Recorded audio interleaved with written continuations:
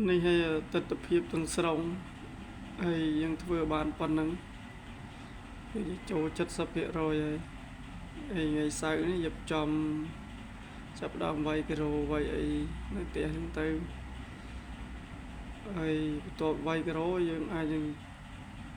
បន្តធ្វើវិដានធ្វើអីនៅផ្ទះហ្នឹងទៅហើយរូបភាពយើងធ្វើបានសមិទ្ធផលបានប៉ុណ្ណឹងដល់ពេលធ្វើរួច 100% ធ្វើវីដេអូពេញមកវីដេអូទៀតដើម្បីទុកជាអនុស្សាវរីយ៍កម្លាំងញើសឈាមយើងវាទូចតិចទូចក្តីសំខាន់ញើសឈាមផងយើង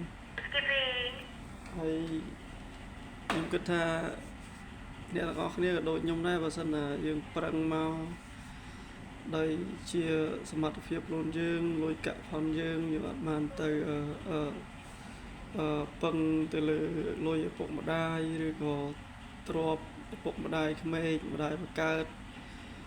ហើយនេះញើសឈាមយើងសុទ្ធពីអ្នកប្តីប្រពន្ធអញ្ចឹងខ្ញុំជឿជាក់ថាដូចខ្ញុំដែរអ្នកដែលឆ្លងកាត់ដូចខ្ញុំជឿជាក់ថាទោះជាវាទូចក៏យើងមានអារម្មណ៍ថាសប្បាយចិត្តខ្លាំងដោយសារអីវាជាញើសឈាមផងយើងជាការខិតខំប្រឹងប្រែងផងយើងអញ្ចឹងខ្ញុំគិតថាដូចតែគ្នាទេ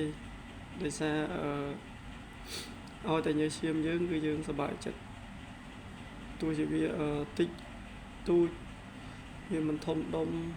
ក៏យើងអាចរស់នៅបាននៅក្នុងគ្រួសារយើងសំខាន់គឺជាអ្វីដែលផងយើង